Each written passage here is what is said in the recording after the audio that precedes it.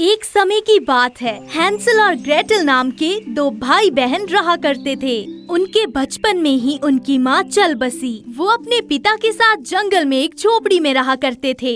उनका पिता एक लकड़हारा था, साथ ही साथ वो बच्चों का भी ख्याल रखता था।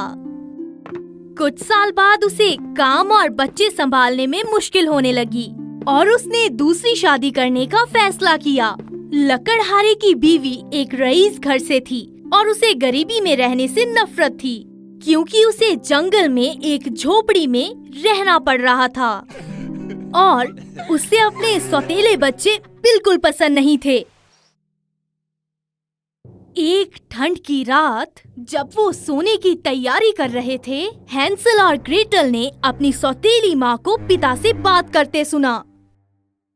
तुम इस ठंड में कैसे रहोगे? हमारे पास खाना भी नहीं है। अगर तुमने इन बच्चों से पीछा ना छुड़ाया तो हम भूखे मर जाएंगे। उनके पिता को गुस्सा आ गया। मुझसे बहस मत करो, मैंने सोच लिया है, कल हम इन्हें जंगल में छोड़ आएंगे। ये सब सुन के ग्रेटल रोने लगी।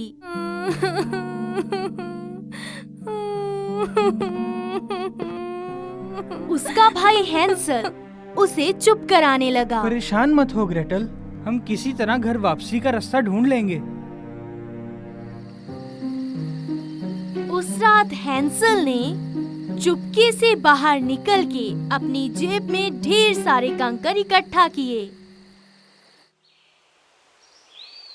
सुबह में वो सब जंगल की तरफ चल पड़े। उनके पिता ने कहा कि वो सब सैर पर जा रहे हैं। चलते चलते हैंसल चुपचाप कंकर गिराता हुआ जा रहा था।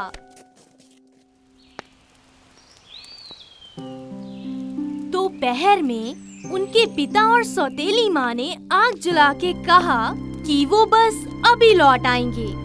वो दोनों चुपचाप जंगल में गायब हो गए और लौट के नहीं आए।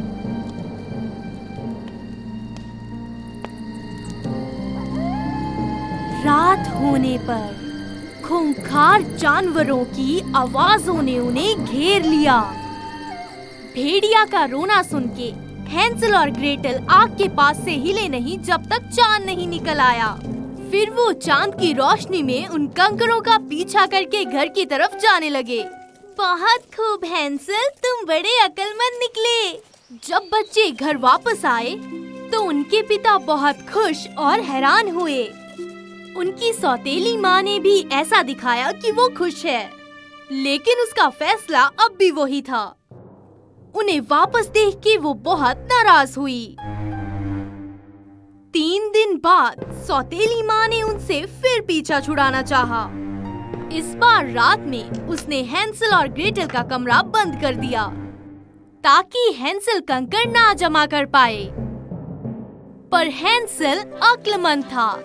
इस बार जंगल की तरफ जाते में उसने ब्रेड के टुकड़े बिखेर दिए जो उसने एक रात पहले जमा किए थे, और एक बार फिर उसने घर का रास्ता बना लिया। दोपहर होते ही उनके पिता और सौतेली माँ ने बहाना बना के उन्हें फिर जंगल में अकेला छोड़ दिया। उन्हें वापस ना आते देख के हैंसल और ग्रेटल अंधेरा होने से पहले फिर घर की तरफ चल पड़े। लेकिन इस बार उन्हें अपने छोड़े निशान नहीं मिले, क्योंकि सारे ब्रेड के टुकड़े चिड़िया खा गई थी। ग्रेटल रोने लगी। पहली बार हैंसल भी नाउम्मीद हो गया। इस बार बच्चे सच में भूखे पेट खो गए थे और वो डरे हुए थे। वो जंगल में 3 दिन भटकते रहे। तीसरे दिन उन्होंने एक बर्फ सी सफेद चिड़िया देखी। चिड़िया ने उन्हें मधुर गीत सुनाए।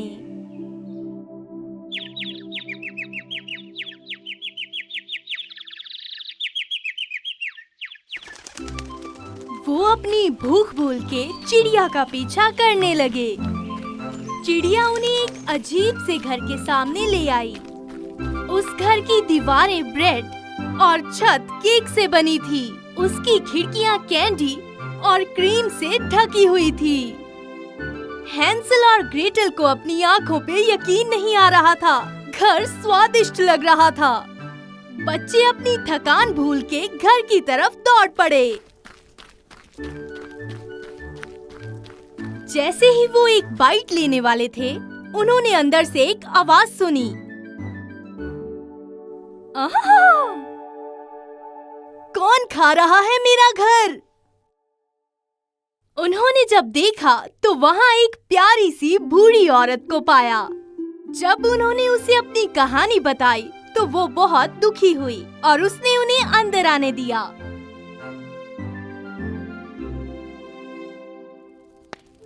घर अंदर से बिल्कुल अलग था। अंदर से घर डरावना था, पर भूख और थकान की वजह से बच्चों ने इतना ध्यान नहीं दिया।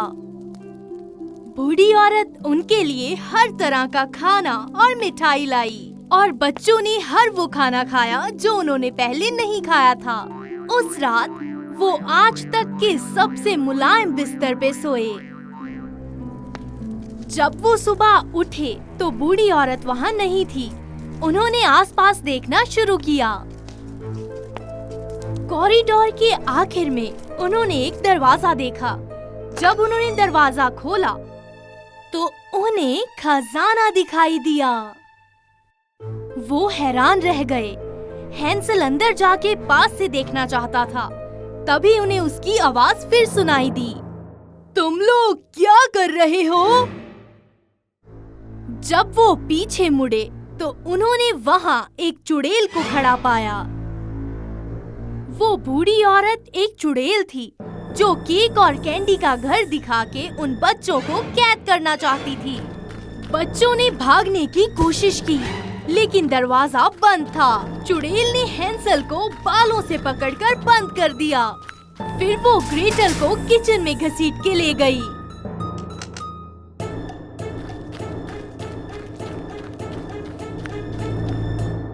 तुम्हारा भाई बहुत कमजोर है, उसके लिए खाना बना के उसे मोटा करो। जब वो मोटा हो जाएगा तब मैं उसे मजे से खाऊंगी। पर तुम कुछ ना खाना, सारा खाना उसके लिए है। कोई रास्ता ना पाकर ग्रेटल ने उसकी बात मान ली। पर हैंसल एक अक्लमंद लड़का था। उसने चुड़ैल को बेवकूफ बनाने की ठानी। हर रात जब चुड़ैल सो रही होती थी, वो पिंजरे में गड्ढा खोदता था। चुड़ैल हर सुबह हैंसल को चेक करती थी कि उसका वजन बढ़ा या नहीं। पर हैंसल अपनी बहन का बनाया कुछ नहीं खाता था। वो उस खाने को उस गड्ढे में डाल रहा था। वहीं चुड़ैल ग्रेटल से और खाना पकवाती थी। ये कई दिन चलता रहा जब तक चुड़ैल थक नहीं गई। मोटा या पतला मुझे कोई फर्क नहीं पड़ता, आज मैं हैंसल का पाय बनाऊंगी। उसने ग्रेटल से मुड़ के कहा, देखो ब्रेड सिक गई है या नहीं। डर के बावजूद ग्रेटल भी अपने भाई की तरह अक्लमंद थी। उसे पता था कि चुड़ैल उसे ओवन में धकेल देगी। मैं अपना सिर डाल के ब्रेड नहीं देख पा रही। अक्लमंद ग्रेटल। चुड़ैल ने उसे हटा के खुद सिर डाल दिया। ग्रेटल ने अपनी पूरी ताकत लगा के चुड़ैल को ओवन में धकेल के दरवाजा बंद कर दिया।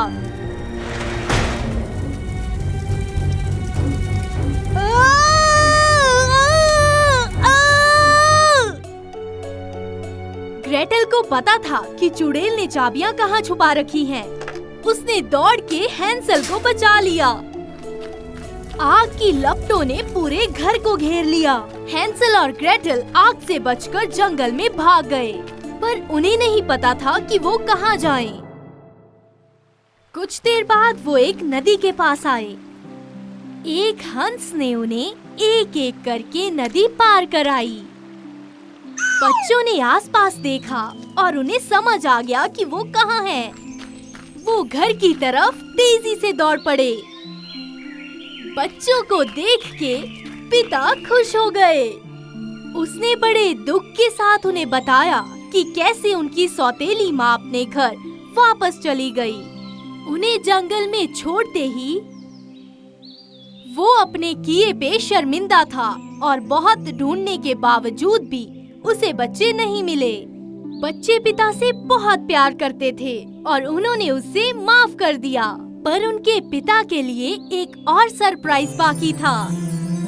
उन दोनों ने अपनी जेबों से सोना और हीरा निकाला जो उन्हें चुड़ैल के घर मिला था। उनके पिता को यकीन नहीं आ रहा था। उनके घर की सारी परेशानियां दूर हो गई और वो हमेशा के लिए खुशी खुशी रहने लगे।